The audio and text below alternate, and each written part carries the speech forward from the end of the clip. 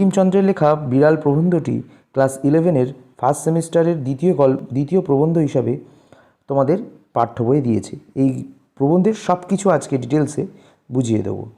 তো প্রথমেই তোমরা জেনে নাও যে এই প্রবন্ধের উৎস অর্থাৎ এটি কোথা থেকে নেওয়া হয়েছে। কমলাকান্তের দপ্তর গ্রন্থের 13 সংখ্যক প্রবন্ধ থেকে নেওয়া হয়েছে এই বিড়াল প্রবন্ধটি।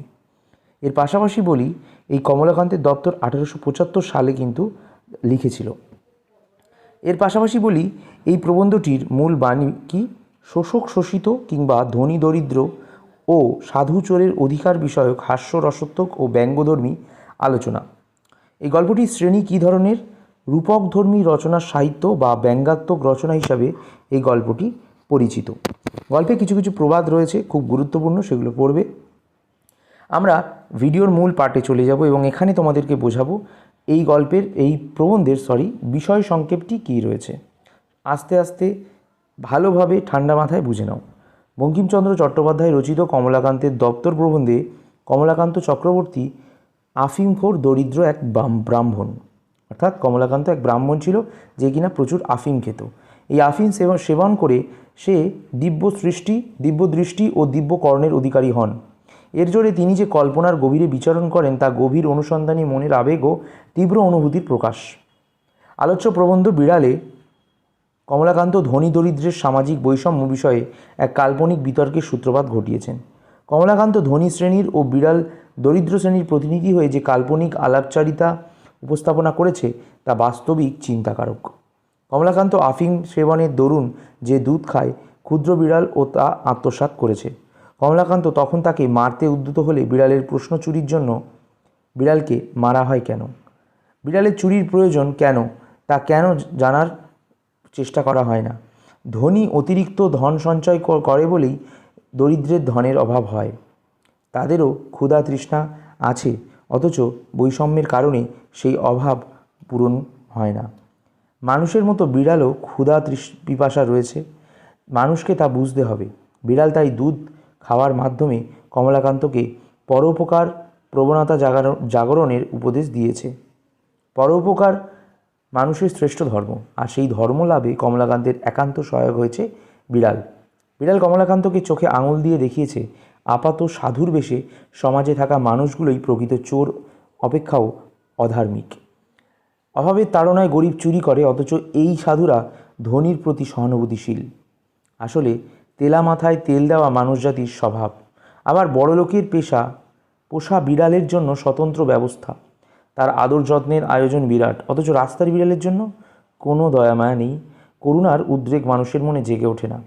চোরকে দণ্ড দেওয়ার ব্যবস্থা আইনে থাকলেও নির্দয়কে দণ্ড দেওয়ার কোনো ব্যবস্থা নেই। মানব সমাজের এই নীতি অদ্ভুত বলে মনে হয়েছে কমলাকান্তের। কমলাকান্ত ভাবলেন, এ তো সমাজতান্ত্রিক কথা। ধনীর ধন সঞ্চয় না ঘটলে সমাজের ধন বৃদ্ধি হয় না, তাতে সমাজের মঙ্গলও হয় না। কিন্তু এতে গরিবদের তো কোনো মঙ্গল হয় না। এখন সমাজের উন্নতিতেও গরিবের চেয়ে ধনীর প্রয়োজন বেশি। সুতরাং গরিব সেই ধন চুরি করলে তার দণ্ড বিধান কর্তব্য। বিড়াল তার প্রতিযুক্তিতে বলে যে চোরের ফাঁসি নিয়ে তার কোনো আপত্তি নেই, কিন্তু যে বিচারক এরূপ বিধান দেবেন তাকে 3 দিন না খেতে দেওয়ার পর তার মনে যদি চুরি করে খাবার প্রবৃত্তি না জাগে, এ বিচার সার্থক নচেত নয়। অর্থাৎ যে চোর তাকে শাস্তি দাও বা যে তাকে ফাঁসি দাও, ঠিক আছে, কিন্তু যে চোর তাকে তুমি 3 দিন যদি সে না খেতে পেয়ে চুরি করে, তাহলে তাকে কি সেখানে ফাঁসি দেওয়া উচিত বলে তোমার মনে হয়? এবং যে দিচ্ছে তাকে যদি 3 দিন না খাইয়ে রাখা হয়, এই নিয়ে প্রশ্ন করেছে। কমলাকান্ত গম্ভীরভাবে এ জাতীয় আলোচনা সেই নীতিবিরুদ্ধ তা বুঝিয়ে দেয়। কমলাকান্তের উক্ত বক্তব্যের মধ্যে দিয়ে বিড়ালের প্রতি যে আচরণ প্রকাশ পেয়েছে তা মানবতাকে প্রশ্নের সম্মুখীন করে। অর্থাৎ মানুষ এখনও অবধি নির্দয় হয়ে রয়েছে এবং এর কোনো শাস্তি নেই। প্রাবন্ধিক সমাজের বিকাশে ধনী দরিদ্রের সামাজিক সমতা বিধানের দিকে বিশেষ নজর দিয়েছেন। ধনী তার সম্পদের কিয়দ অংশ অর্থাৎ কিছুমাত্র যদি সামাজিক সংস্কারের যদি ব্যয় করে, তার এ জাতীয় সমস্যা সমাধান অনেকখানি সম্ভব বলে মনে করেছে বিড়ালটি। বঙ্কিমচন্দ্র আলোচ্য প্রবন্ধে সেই মনুষ্যত্ব বোধেরই এই জাগরণ ঘটাতে প্রয়াসী হয়েছেন। তো বন্ধুরা, সবটা আমরা বুঝিয়ে দিলাম এই প্রবন্ধটার ডিটেলসটা। তো আমি বলবো, এই প্রবন্ধে কিছু উক্তি রয়েছে, যেমন কেহ মোরে বিল ছেঁচে কেহ খায় কই, এই প্রবন্ধটার মানে কি, এই উক্তিটার মানে কি? কেউ পরিশ্রম করে, অন্যজন সেই পরিশ্রমের ফল ভোগ করে।